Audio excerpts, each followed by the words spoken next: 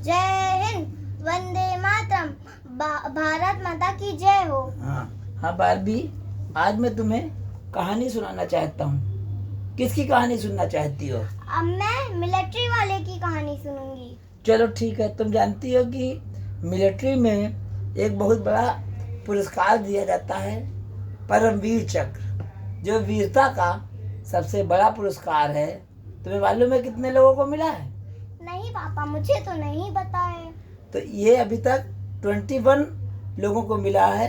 ये उन लोगों को मिलता है जो युद्ध करते हुए बहादुरी से लड़े हुए हैं। बहुत लोगों को मरने के बाद मिला है, शहीद होने के बाद, और कुछ लोग ही जिंदा हैं इन 21 लोगों में। आज मैं तुमको सुनाने जा रहा हूँ एक बहुत ही बहादुर योद्धा अब्दुल हमीद की, जो 1965 में भारत और पाकिस्तान के साथ युद्ध करते हुए शहीद हो गया था।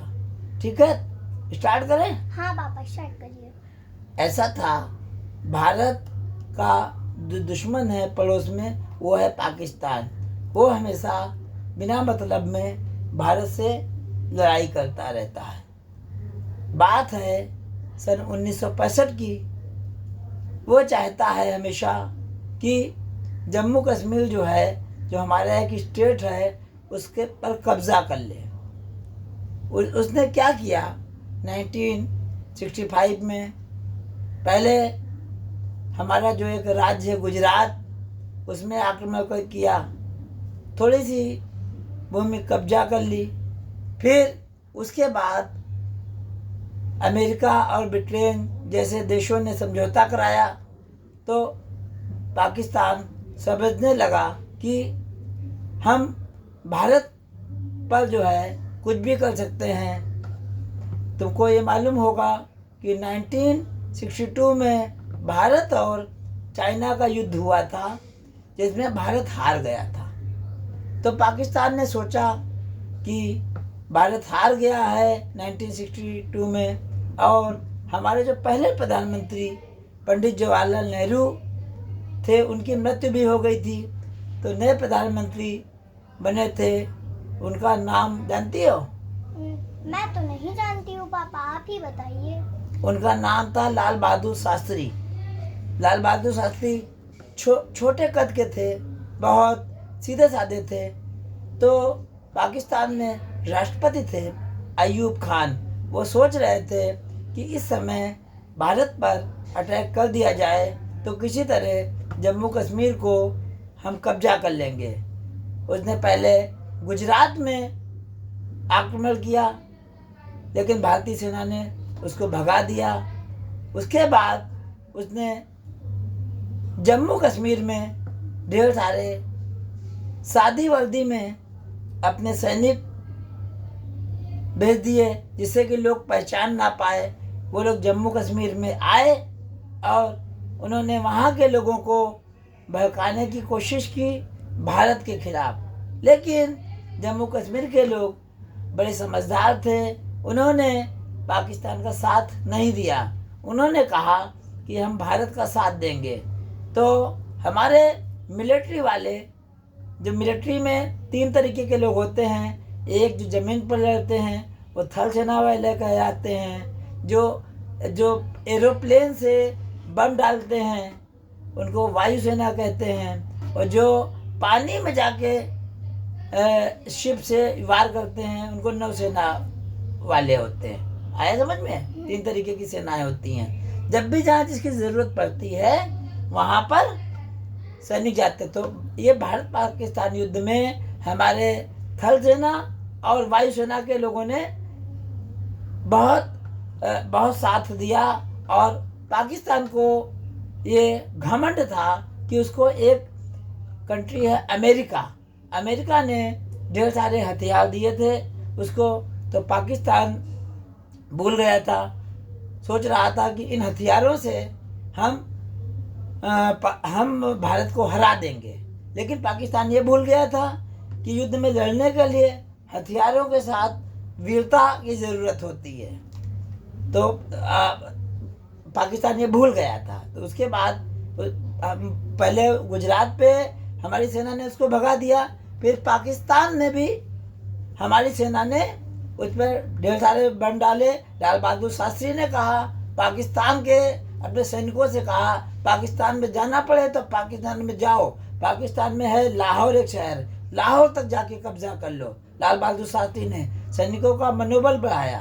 उस समय तुमको मालूम है हमारे देश में खाने को गेहूं तक नहीं होता था, तो लाल बहादुर शास्त्री ने नारा दिया, जय जवान जय किसान। क्या नारा दिया था? जय जवान जय किसान। इसका मतलब था कि जवान जाएंगे, लड़ेंगे वहां पर, और किसान जो यहाँ रह के जितनी भी जमीन खाली पड़ी है उसमें अन्न उगाएंगे, क्योंकि अमेरिका ने हमको धमकी दी थी कि अगर पाकिस्तान से लड़ाई ज़्यादा करोगे तो गेहूं देना बंद कर देंगे।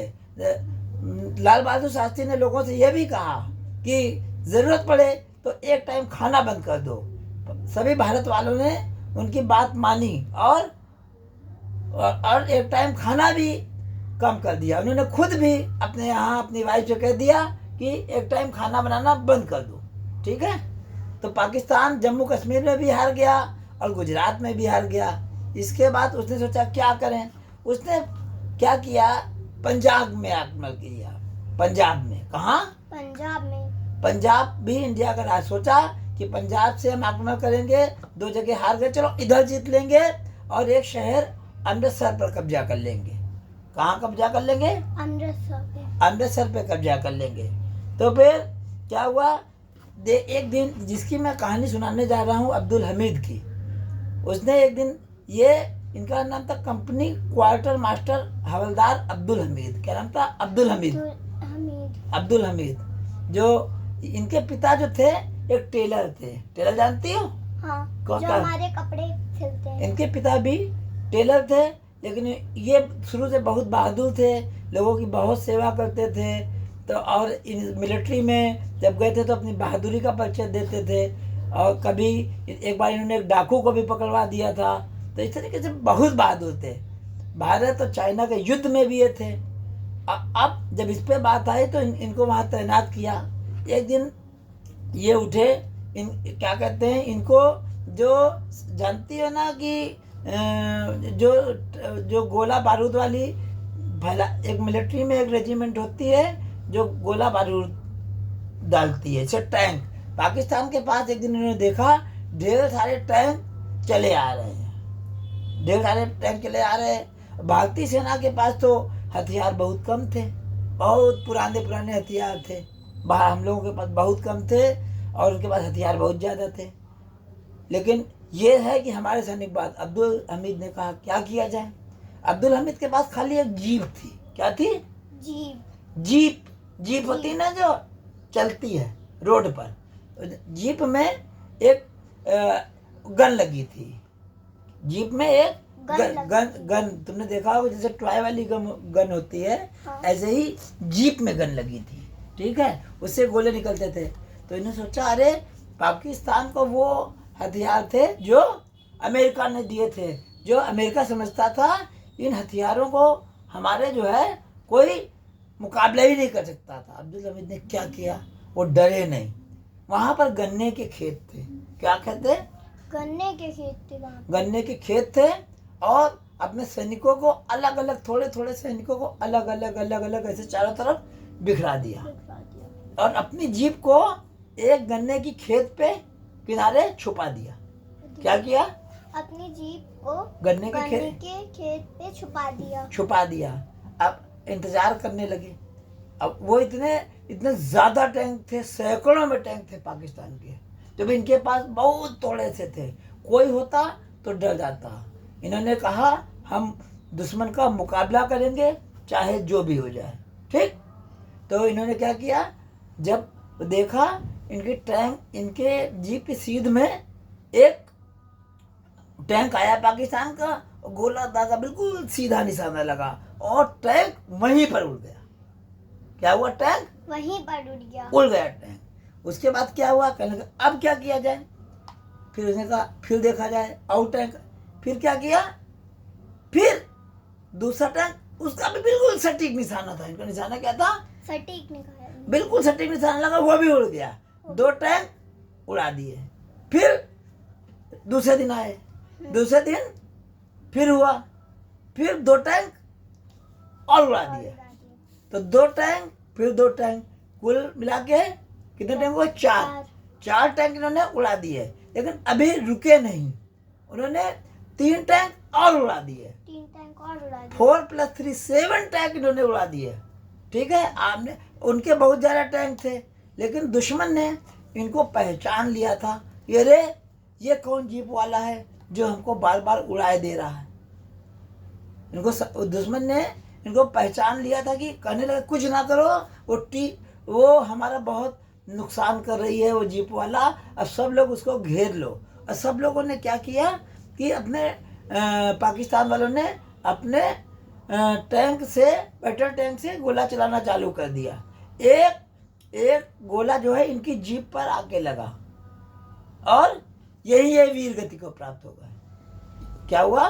प्राप्त हो गए, वीर गति को प्राप्त हो गए। बहादुर सैनिक जब बहादुर से युद्ध करते हुए मरता है तो कहा जाता है कि वो शहीद हो गया या वीर गति को, वीर मतलब वीर लोगों की तरह प्राप्त हुआ।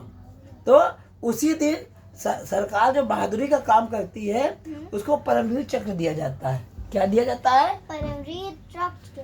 परमवीर। तो सरकार ने कहा इसने बहुत बहादुरी से लड़ा और इनकी वजह से भारत वो युद्ध पाकिस्तान से जीत गया।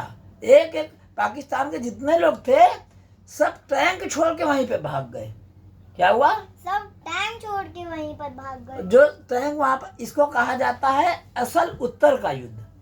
असल उत्तर का युद्ध। असल तो वो जो जहां पर उनके टैंक छोड़ के भागे थे उसको कहा जाता है पैटर्न नगर। क्या कहा जाता है? पैटर्न नगर। और द्वितीय युद्ध के बाद का ये सबसे बड़ा युद्ध टैंकों का माना जाता है। तो हमें गर्व है इस बहादुर सैनिक अब्दुल हमीद पर।